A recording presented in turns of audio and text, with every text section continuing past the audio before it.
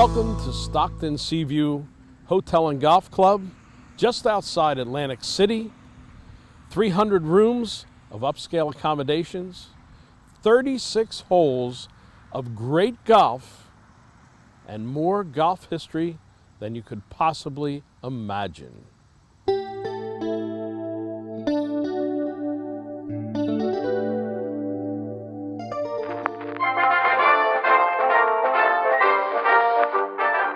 Round of the PGA Championship has Slammin' Sam Snead seeking his first major golf title, facing surprising dark horse, Terrible Tony Leodora. Inspired by his longtime caddy, Iggy, Leodora, known for his volcanic temper, battles the slammer every inch of the way. From tee to green, it was an epic back-and-forth battle. Deadlocked after 17 holes, underdog Leodora has a 15-foot putt to win the match and take the title. Go in! Go in! Wow, it was a dream. Or was it? Coming to a resort like Seaview could be your dream vacation. Stay with us for the latest episode of The Traveling Golfer. It's not limited edition, not cast conditioned, not exclusive or extra, nor is it private reserve. It is, however, a rare breed. American lager from an American-owned, family-operated brewery. Since 1829, we kept it so simple, we're still in fashion. Fancy that. America's oldest brewery, Yuengling.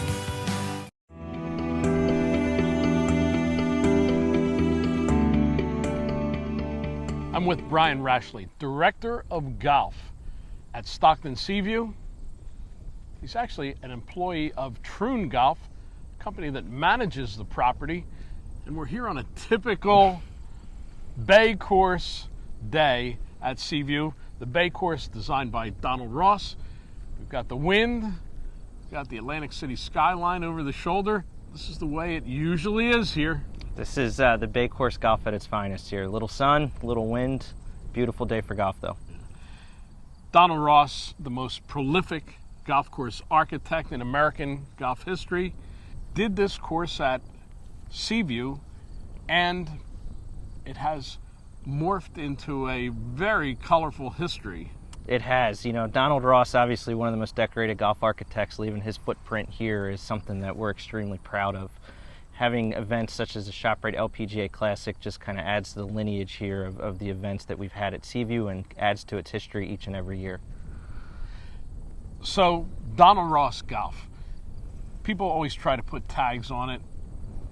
When he did 400 golf courses, they can't all be the same, but there are definitely some characteristics at the Bay Course that you'll see at some of his other courses. Certainly, you know, and most notably are the green complexes. You have a lot of small greens here, very undulating greens, and the word that comes to my mind is creativity.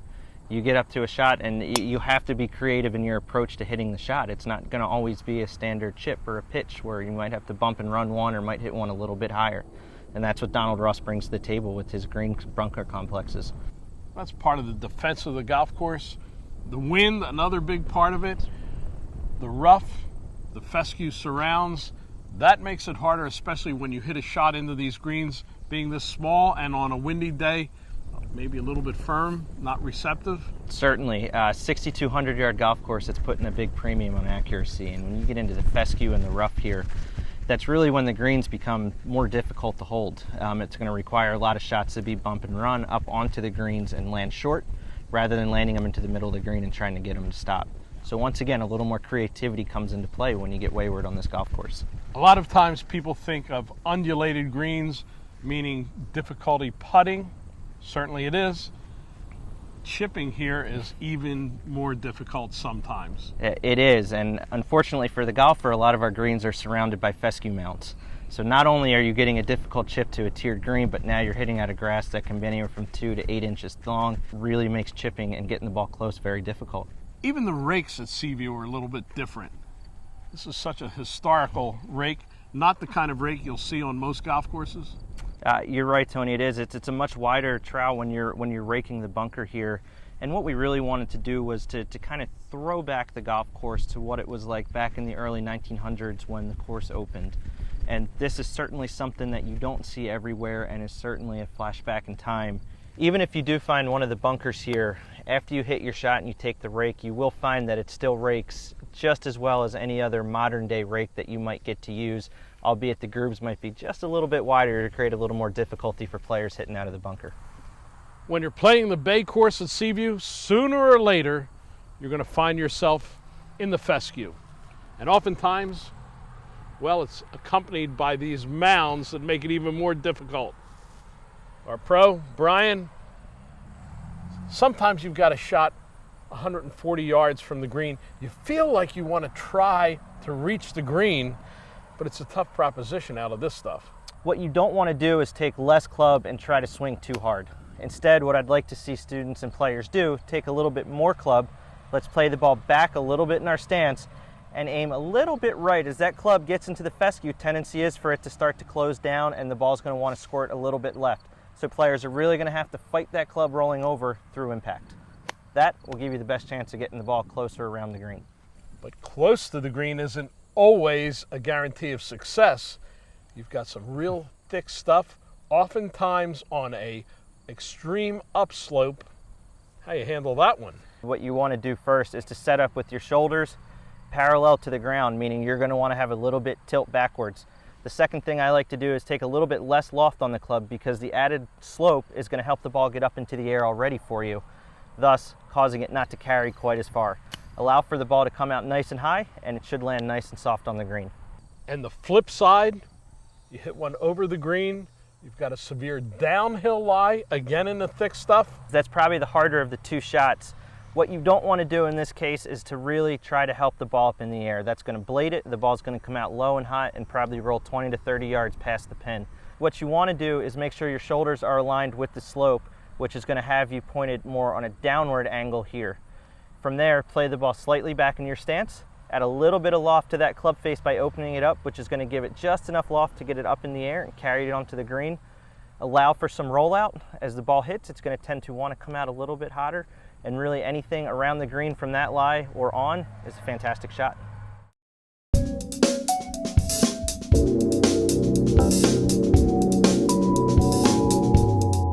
The new adjustable EA Tour is our latest exotics fairway wood. As before, we've raised the technology bar in terms of construction. It's a smaller, tour preferred head size, and the cup face actually is attached to the body by a 360-degree laser beam bond. Tour players demand exact distances for their landing areas. So of course, we created more loft options than any other adjustable fairway wood on the market for them. And now they're for you too, the EA Tour.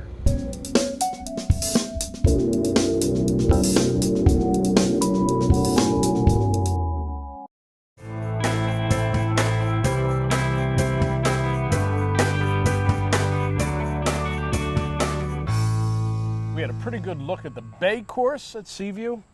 Now, the complete opposite, the Pines course, originally designed by William Flynn and Howard Toomey, 9 holes. And then in the 50s, the other 9, matching the style by William Gordon. And that's a pretty good group of architects right there. It is. We're batting 1,000 here with golf course architects. You know, you come to this side of the golf course and you just get a completely different feel, almost as if you're not on the same property as if you'd played the Bay course. Yeah.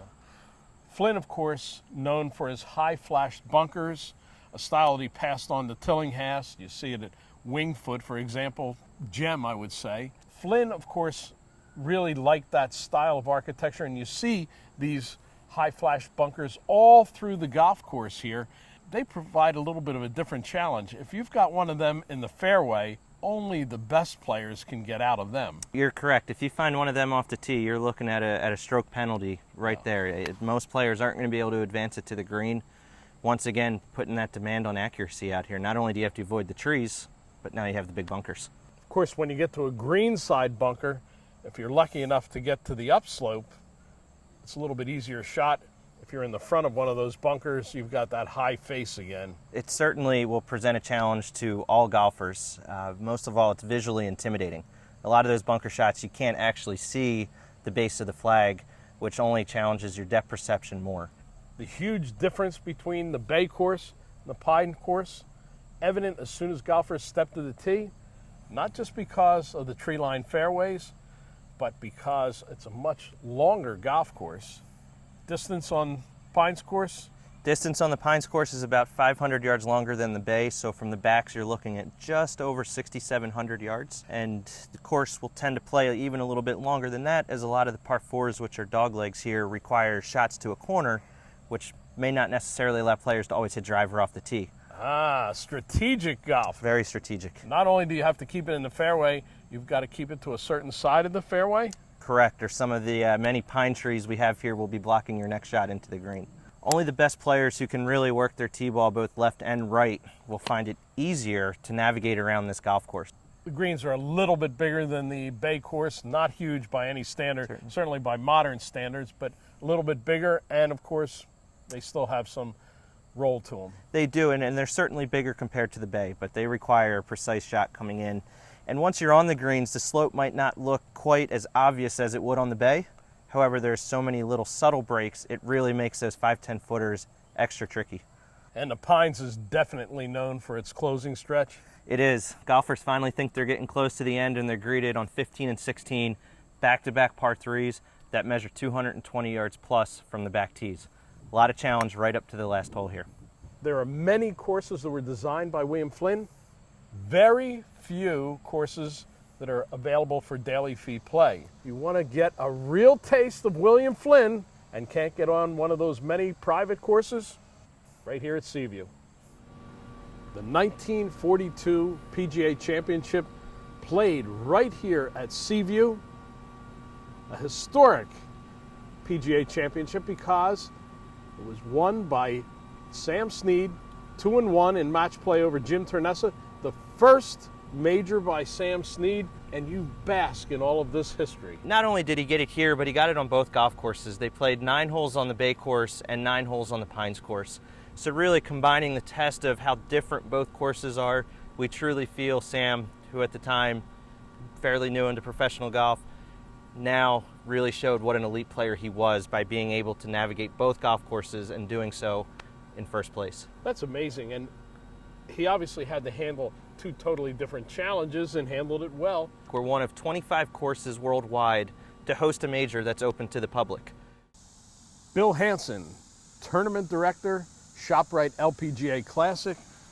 Bill, traveling golfer, came all the way here to talk to you about the main event at Seaview. The tournament's been here in the Atlantic City area, I believe, since 1986, so it's been here for a long time. ShopRite became a title sponsor in '92, so they're one of the longest running title sponsors on the LPGA Tour, and they're the best. They're fantastic. You know, they're the largest employer in New Jersey, and you know their stores run from Maryland up to Massachusetts, so Atlantic City's kind of a perfect area, nice in between Philly and New York, so it works out perfect for them. And of course, you've had so many great champions over the years. It really is a who's who of women's golf. Hall of Famers Nancy Lopez, Julie Inkster, Annika Sorenstam, Kari Webb, and then some of the greats today. Stacey Lewis has won here a couple times, Anna Nordquist. It's just a fantastic run of champions. It's unbelievable. Bill, I remember years ago in a press conference here when Nancy Lopez came to play, and she talked about the history of Seaview. And she was actually overwhelmed when she said, I feel like I'm walking alongside with the spirit of Sam Snead and Byron Nelson and those people. Do the current players get that same feeling of history? Absolutely. I mean, I think they love playing here. They love the history. They're familiar with it. It's been here so long that they feel comfortable. They know what to expect when they come here. I mean, you stay at a fantastic resort like Stockton Seaview. You wake up, you're practically on the golf course. I think that might mean why we get such great champions. You know, it's the shortest course, I believe, on the LPGA Tour, but the greens are tiny, the winds can kick up, the fescue, it's really target golf, and I think that leads to great champions. The Bay course gets all the headlines, but the players do take a trip back on the Pines. Absolutely, yeah. I mean, we have the world's largest pro-am in professional golf, and it's over 2 days, and it's both days are on the Bay, but also both days are on the Pines as well. So the players do get to play the Pines course, and they love the Pines as well. I mean, it's another first-class golf course. It's a bit different. Let me correct you. It's a lot different. Definitely. Well, folks, we look forward to many more years of the ShopRite LPGA Classic right here at Seaview, and hope you'll be with us.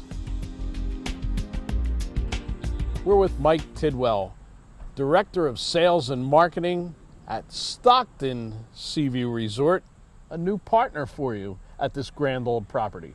Indeed, yes. We're owned by Stockton University, which is it's a unique opportunity for anyone in the hotel business. Typically, hotels are owned by corporations and real estate trusts, and to be owned by a college is really a great opportunity for us. It's unique, and we try and tie our history into everything we do. So whether it's the golf and golf groups, and obviously the LPGA tournament that we host each year, history is always part of every touch point. We do 90 weddings a year here, and with that you've got some beautiful spaces, one right inside those doors where Princess Grace had her Sweet 16 party. How did I miss the invitation on that one? I'm not sure, but that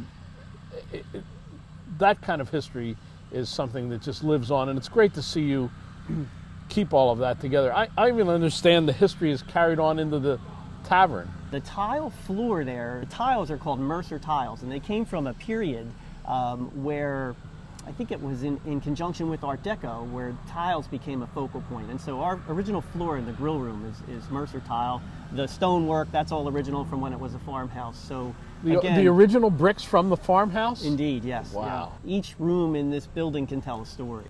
I know food has always been a big part of the operation here at Seaview, whether it's from the grand buffet breakfast every morning. We have several really talented chefs, and one of the things that they're proud of is we really have married up with local purveyors, a local scallop boat, local clammer. We have an award-winning chowder, clam chowder that people rave about, and so it's a good team.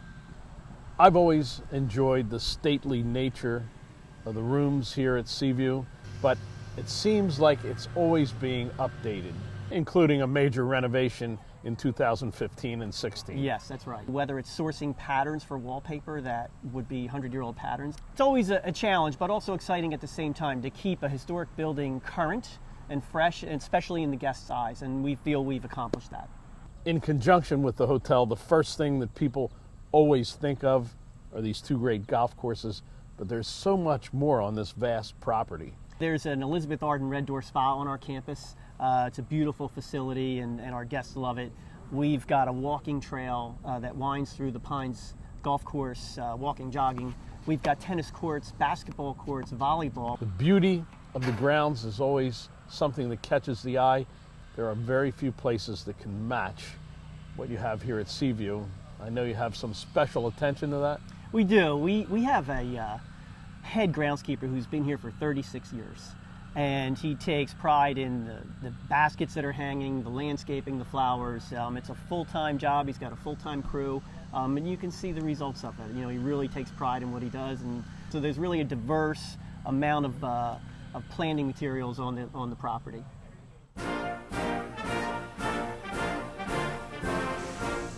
We are with the president. No, not that president. President Dr. Harvey Kesselman, president of Stockton University. And this is a strange marriage. Seaview Resort and Stockton University. It started in 2009, but how did it ever happen? Well, my predecessor, Dr. Sotkamp, and the vice president for administration and finance at the time decided to think out of the box. We needed additional housing for students. We wanted an academic experience for our students in hospitality and tourism management that mirrored the real thing. We worked with the legislature to ensure that we could get approval, and voila, after about a year of working all different angles, we were able to acquire this property for cash, so it didn't cost students extra tuition money, and have had an incredible marriage since that time. This has been an absolute joy to be part of, watching the transformation. During the summer, it's booked every day. You cannot find any space at Seaview, but during the academic year, we have 224 students who actually reside here, not all of whom are hospitality students. But the hospitality and tourism students get what's called experiential learning by being able to practice here all of the different skills that they will need in a resort of this magnitude. Everything from culinary, management, to marketing, to public relations, and all the different facets. And we get compliments from that all the time from the guests. For more than 100 years, great golf has taken place at Seaview, including the 1942 PGA Championship. Today, the Stockton Seaview Hotel and Golf Club is a modern resort enjoyed by people from all over the country and around the world. We hope you enjoyed your trip around Seaview with the Traveling Golfer. See you next time. Tony Leodora's golf wardrobe, courtesy of Antigua, the leader in modern golf apparel. Tour Edge is the official equipment sponsor of the Traveling Golfer.